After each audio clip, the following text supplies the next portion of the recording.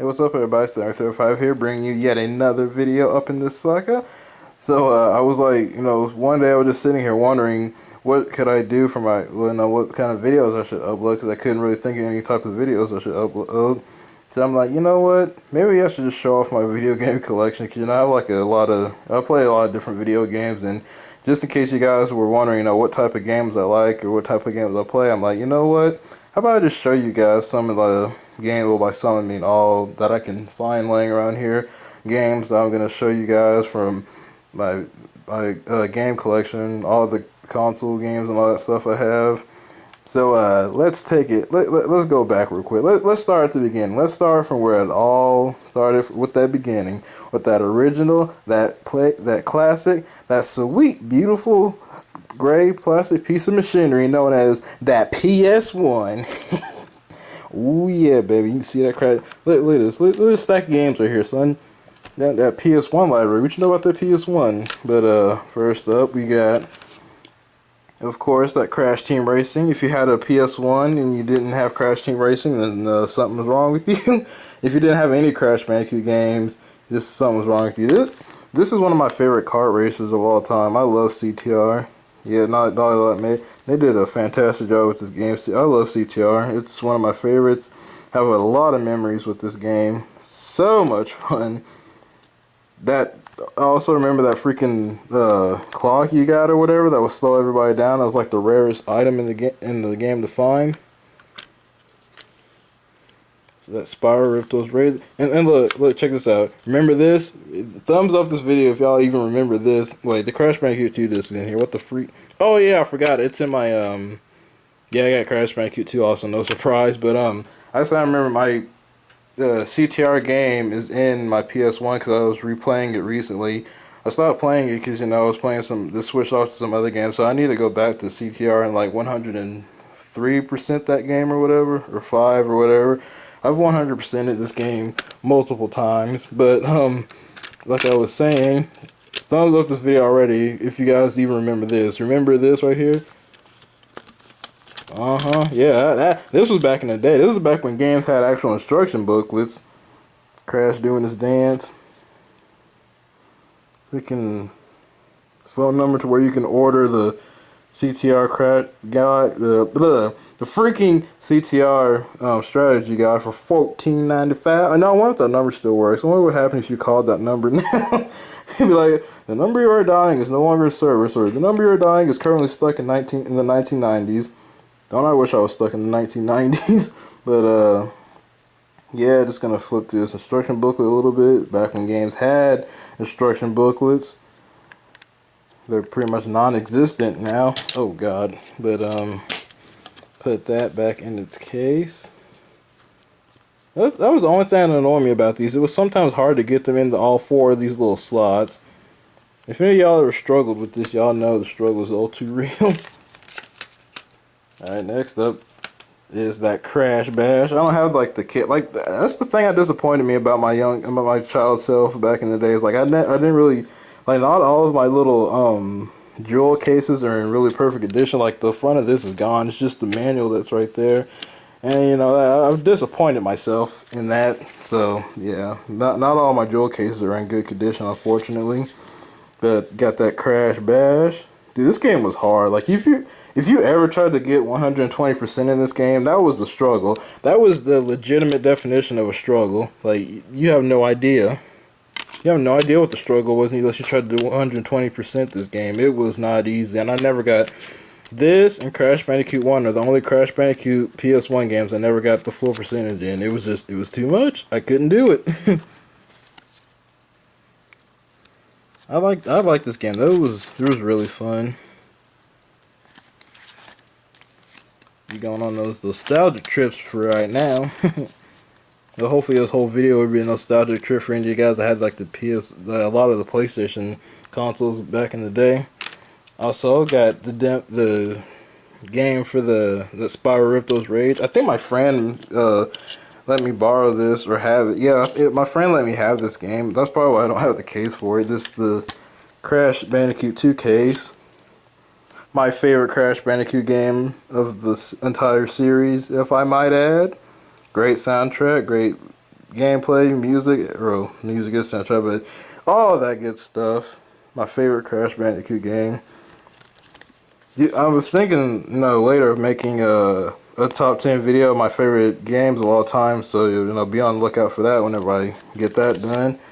But yeah, there's Ripto's Rage, which is a Spyro game, and who didn't love Spyro growing up? Insomniac, y'all did a fantastic job. If only they didn't have to sell the rights and Spyro would get turned into freaking stupid ass Skylanders. There's Engine, and missile in his head, typical Engine. The next game is that Crack Legend of the Gobos. This game was pretty fun. I don't think I ever really beat it because it was kind of hard. I remember the controls on this game being really weird for some reason. I don't know why. It's I may be crazy, but I don't know. I could have sworn that the controls were and I don't know. The control scheme for this game was just kind of weird and a little hard to get used to. It was a fun game nonetheless, though. I liked it. I don't. Did they make a Croc too? I can't remember. I think they might have, but I don't know. I don't have the manual for this either, unfortunately. But at least the jewel case is intact. And the furry little Gobo thingy. Woo, so cute. But anyway, next game on the list is getting a HD reboot, remake, or whatever you want to say about Just That Water, in case you guys haven't heard about that. Lauren Lanning himself, is working on the game. And I can't wait to play it. I'm going to download it myself. But that game is Oddworld, Abe's Odyssey. This game right here.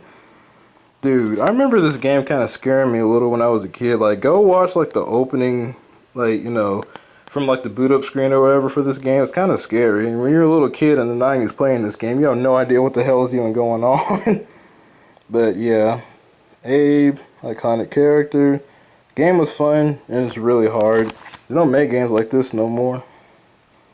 I mean, look at this. This is ridiculous. Oh, for fuck's sake. See, this is what I'm talking about. I pissed myself off looking through this stuff half the time because I never kept my jewel cases intact, and I made myself angry because of that. There's Abe. Aw.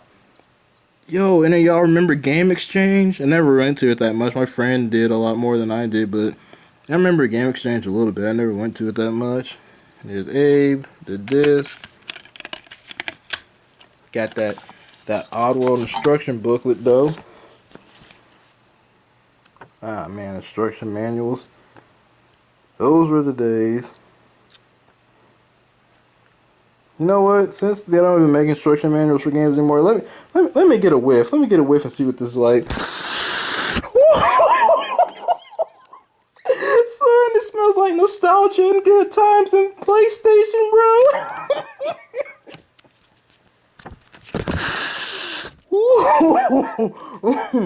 Ooh, that's good stuff. Nothing smells better than nostalgia. It's better than crack, son.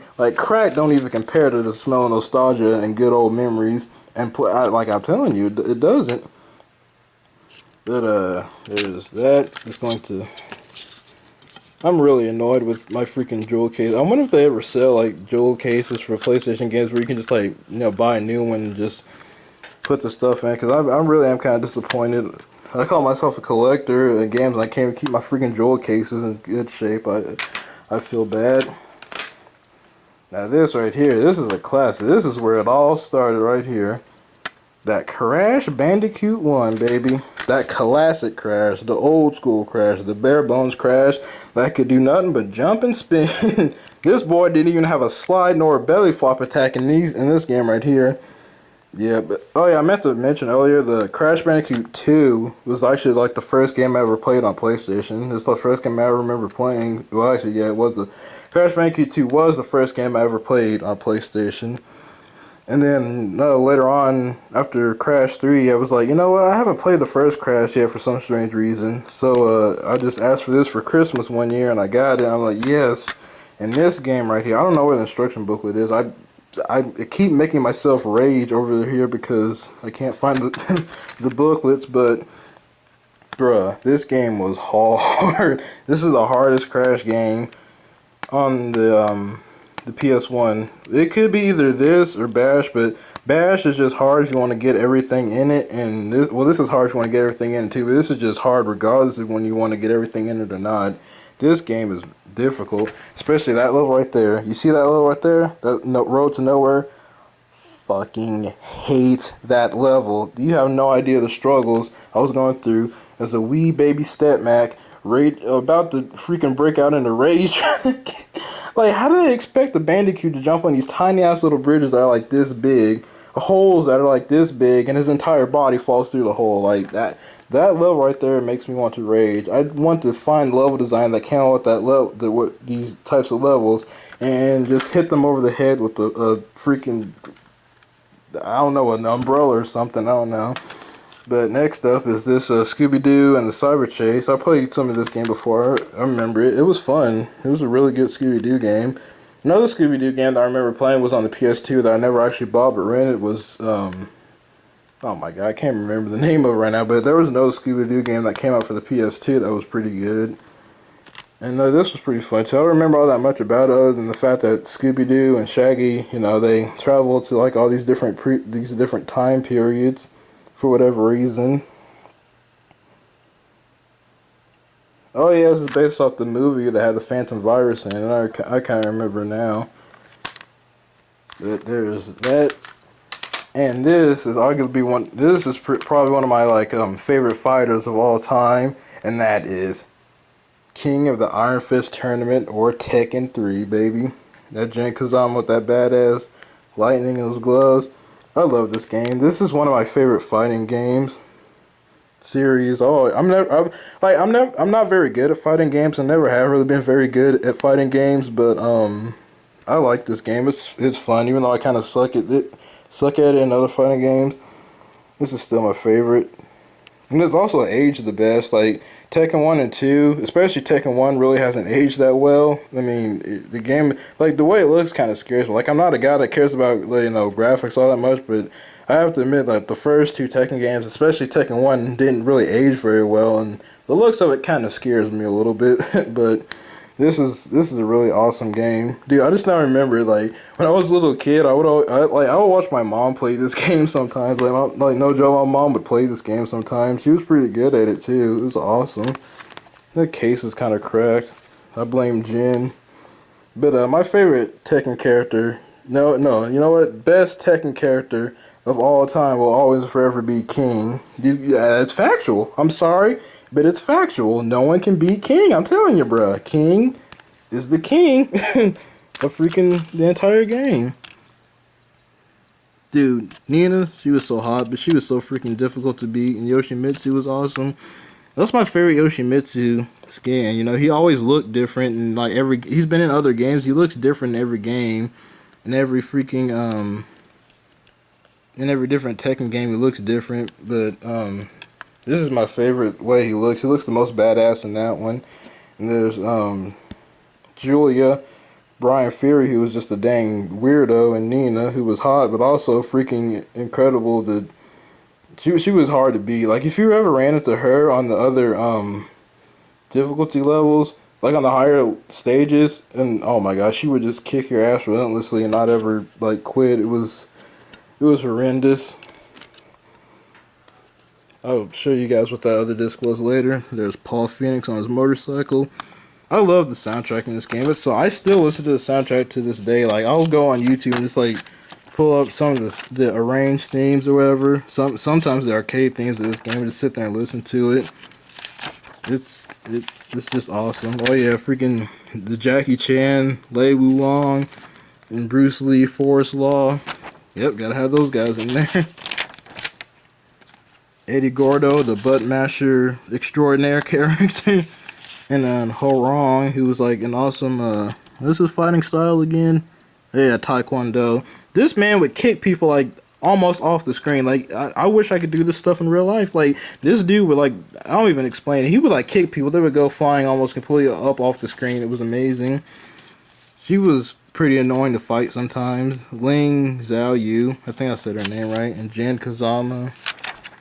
But still, best Tekken character of all time will for always and forever be that King. Factual.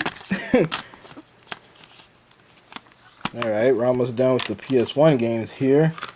Next game is a game I played on a demo disc a long time ago, and I always wanted to play kind of more of it, even though it was, you know, kind of badly talked about and all that stuff.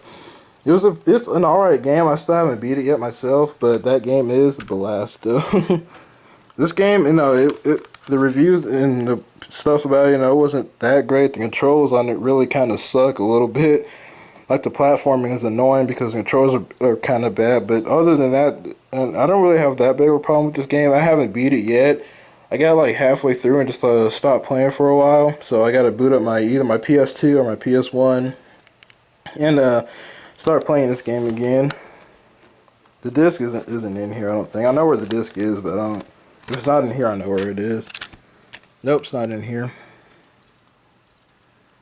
The $14.95 instruction booklets, though? I might actually. The funny thing is, I might actually have to go on eBay and try to find an instruction booklet for this, because you cannot find a legit. At least not that I know. You cannot find a legit 100% guide for this game. Like to save all the babes or whatever and all the other collectibles. You can't find a legit strategy walkthrough on the internet. I mean, there's a couple people that have done like playthroughs of it, but most of them just like quit the game and, you know, never finish it. I mean, the game it's not perfect, but you know, it's an alright game. I kind of enjoyed it. And next PS2 game, or PS2, what the I need to go to bed, I'm tired. But next PS1 game is that NBA Hang Time, bro. This is pretty much the only sports basketball game I've really ever played or liked. Like, I'm sorry, but like most like basketball games, just like most like sports games in general, really like aren't that interesting to me, and they kind of bore me. But this has so much crazy stuff going on, and I enjoy this game a lot. The freaking computer AI team would cheat like crazy. It would get like a 3-pointer from half court at the last second if it felt like it sometimes. Like, I swear this computer cheated its butt off. But yeah, you can create a player and make up your own little name for him and all that stuff. Doing crazy, insane moves like whatever the heck that man's doing. He's taking it to the moon or whatever. But yeah, this game is incredibly old, but I don't care. I like this game. This is pretty much the only basketball game I ever really played or liked.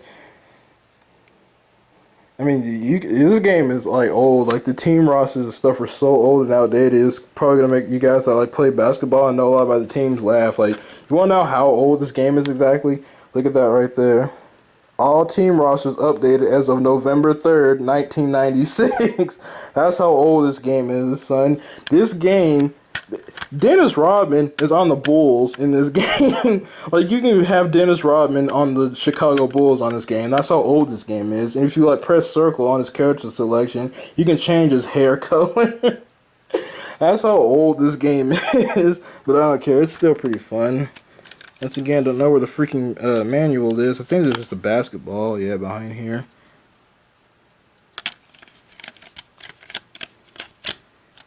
Yep, there's that. Right, and the last game I have for my PlayStation 1 collection is, it's not really even a game, it's more like just a compilation of like demos and stuff. So sit back and sit down, put your nostalgia goggles on, and see if any of y'all remember either this specific one or any of these back in the old days. Let's see if y'all can go as far back as to remember one of these, baby. Yep, PlayStation Interactive CD Sampler Disc Volume 7. With demos for Gran Turismo, which I never liked. You know, that's honestly, this is hilarious, but I'm not really a big fan of racing simulators, so I've never really been into Gran Turismo. But this is like the last Gran Turismo game I ever played. No lie. This is the only Gran Turismo game I ever played. It was off the sampler disc on the PS1. It came out in like 1990 freaking. Can't find the date on here, but you know, it has Gran Turismo, has Hot Shots Golf, which was pretty fun. If any of y'all remember Hot Shots Golf, Tekken 3, and Blasto, which is, you know, where I first played Blasto, why I wanted to get the game anyway. You know, on the back right here. I wonder if that number works. So, you know, sometimes I sit here and wonder what would happen if you tried to call some of these older numbers. Would they even work anymore? Or would it just lead you to something else. But there's pretty much the only Gran Turismo game I've ever played in my life. There's Hot Shots Golf, there's Blasto, there's Tekken 3, and also had a couple video demos. Demos for games you couldn't really play. You just had to watch them, like Spyro. I can't remember. I think it's either Spyro 1. Yeah, I think it's Spyro 1 as a video. You can't really watch it, but I mean, you can't play it, but you can watch like a video, a demo of Spyro, which was pretty cool. I had a couple other cool little videos and demos and stuff. Oh yeah, this demo has Gex 2 on here too. You can actually play Gex 2 and Jersey Devil, if y'all remember either Jersey Devil or Gex. I mean, for sure you know who Gex is, but Jersey Devil may be kind of iffy in case you guys ever played that dude in like the purple get up and all that stuff. But yeah, I haven't played this in a long time, but I still sometimes play this recently because it's fun. Also has a demo for Einhander, in case you guys remember that. And just a whole bunch of other like videos and stuff like that. I might boot this up one of these days, just like watch all the little videos and stuff they had. Also, I remember they have I can't remember how old I was, but I was really little and young when I had this, but I can't remember exactly how old I was, but they had a trailer for Resident Evil 2 on here. It wasn't a demo you could play, but it was like a little trailer you could watch. I don't know why, but for some reason, every time I watched that trailer for Resident Evil 2, it would scare the crap out of me. Like, you go and watch it now, it's like, what were you afraid of, Statman? There was not a damn thing to be afraid of with this, but I don't know why. It just, like, kind of scared me a little, the trailer for Resident Evil 2, I don't know why, but I've always wanted to play Resident Evil 2, though. That's the funny thing. I've never played Resident Evil 2, but it's one of the other Resident Evils I've always wanted to play. I've always wanted to play Resident Evil 2 more than 1. But I don't know why. Just something about the trailer. Just when I was a little kid, it just scared me a little. But also, I'm gonna try to find the soundtrack for this again and link in the description. But I promise you, the soundtrack for this demo disc on here is like the greatest piece of music on an interactive CD sampler. This is one of the greatest songs I've ever heard in my life. It's so catchy. I will hopefully, if the guy that I found that uploaded still has upload to his channel, I will find the soundtrack to like the background of this interactive CD disc when you're scrolling through all the stuff, and just sit there and listen to it because it's awesome. I love the crap out of it. It's so good. I can't help it. I just listen to it on repeat. Sometimes like it's that good, but you guys may or may not like it. I'm not sure, but yeah, Tomb Raider 2. Yeah, I think it was Tomb Raider 2 demo was on here. You could play the demo Tomb Raider 2 on here. But yeah, this thing was fun. I don't have any other interactive CD disc games. This is the only one I have. I don't even know where I got this from. Like, here's the disc. I don't know I think I forgot to show off the disc earlier, but here's the disc. I can't even remember where I got this from. All I know is I have it now. But yeah, it was a lot of fun. This is the only CD demo disc for the PS1 that I have. I don't even remember where I got this from, but this is the only one I have. It'd be pretty cool if I had more, but this one's awesome. This is my favorite one of the ones I've seen. Like, I've looked up a couple other ones on YouTube, but yeah, I'm gonna link the music that plays in the background of this, and you guys should listen to it because it's awesome. Alright, the next game on the list I wanted to show you guys. Normally I would go on to like the PS2 right after the PS1 games, but I just wanted to go ahead and go through these stack of games really quick because I don't have as many of these as I do PS2 games. The PS2 games are going to take forever to go through, so I might as well save those towards the end. But I just want to go ahead and go through these stack of games to show you guys. Oh, them GameCube games, boy. Them GameCube video games. Look at this stack right here. But first on the list of GameCube games is Teenage Mutant Ninja Turtles Mutant Nightmare 3 for the GameCube. This game was fun. I liked it. I played the other Teenage Mutant Ninja Turtles game on the PS2, which I think I have somewhere, and I'll probably end up showing that eventually. Look at that right there. When was the last time you said you saw a game box that said it needed a memory card, yet let alone uses blocks? When was the last time you seen something like that, son? Yeah, this game was pretty fun. It has a co-op. Yeah, 4-player co-op. No online required, just offline co-op. All you need is a freaking power source to have the shit running and you can be playing on it. Freaking games back in these days work better than the games we have now. But, oh yeah, and if you guys remember the GameCube and the GameCube disc, you know that the GameCube discs were basically, what's this in here? Mini discuses! I mean, look at this jump. When was the last time you seen a game this small? Like, look at this. Look how small this is, son. Like, freaking, you couldn't even call these discs back then. You gotta call them, oh shit. You gotta call them mini discuses, because this is ridiculous. But I don't care, it was fun. The instruction booklet. Quite a hefty little instruction booklet, too. This is based off my, like, favorite series of the Ninja Turtles. It's based off the 2003 series. I like the 2012 series pretty good, too. And I've seen a couple of the 80s series, but not all of them. But this is by far my favorite series of the 2003 series. Next up is, of course, that Harry Potter. I was really big into Harry Potter when I got this game. This game wasn't too bad. It was pretty fun. There's that gorgeous girl herself, Emma Watson. And, yeah, I remember me and my friend playing this game. It was pretty fun. I played Harry and he played Ron. Or I played Ron and he played... I can't remember who played who anymore. But this game was pretty fun. It wasn't that bad. I mean, it was you know, you can say it's like a typical movie game, which it is. But, you know, it wasn't that bad. It was a pretty good game, you know, for a movie game and a Harry Potter game. Also, I have, like, the first, like, 2 Harry Potter games on PC for a long time ago. Harry Potter and the Sorcerer's Stone and the Chamber of Secrets. I have, like, the boxes for those, if I can find them. But, they don't work anymore because, like, the OS for those is, like, way too old. So, like, I don't think those Harry Potter games on the PC will work anymore. But, this little game called Smashing Drive, it was alright. It wasn't anything too spectacular. The soundtrack kind of sucked. There was like one good song in this game, and it wasn't even that good. The soundtrack in this game was kind of annoying, not very good. But it was a fun little game. I found it at a GameStop a long time ago. It wasn't that bad. This is just pretty much like an arcade game, like a game you would like find at an old arcade. That one block of memory though.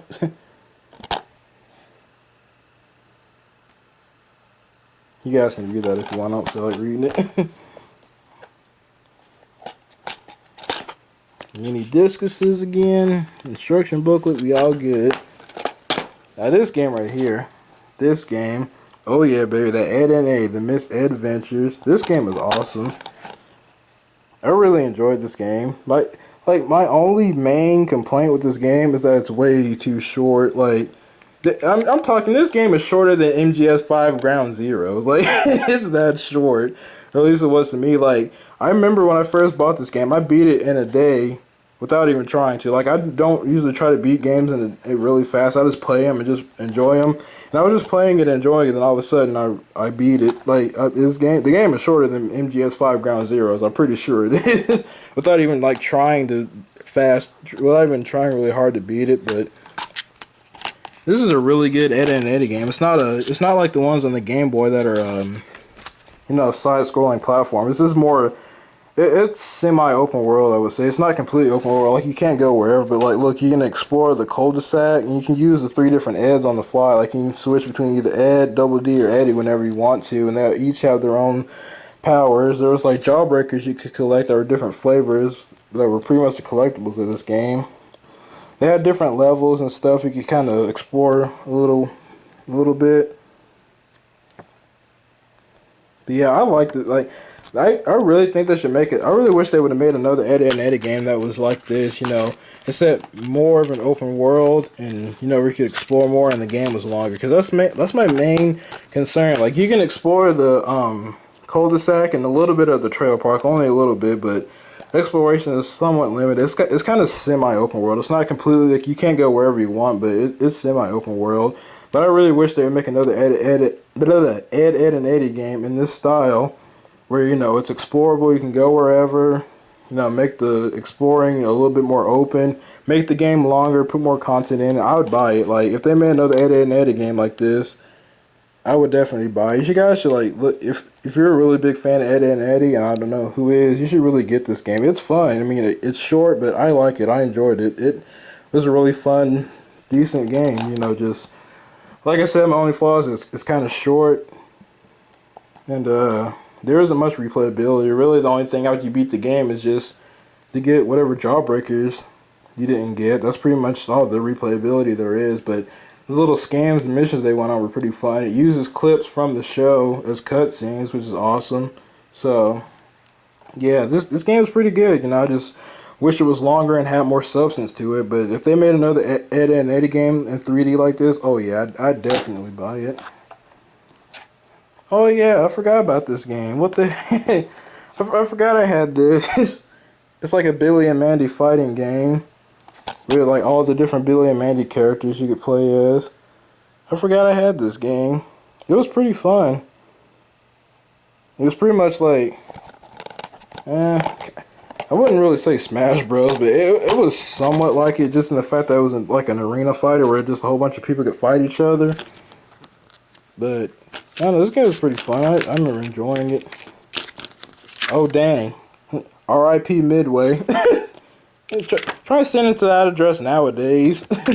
But yeah, R.I.P. Midway. Happy Feet. Fuck out of here. Oh yeah, different little power-ups and attacks and all that stuff. Oh yeah, the different characters and the character selection. I forgot all the characters that are in here, but you know the main ones are. Yeah, Billy, Mandy, Graham, Irwin, all of them. The main characters are of course in here. That purple lunchbox. The GameCube I have is silver. I didn't have a purple GameCube, but silver one, or the purple lunchbox as it was known.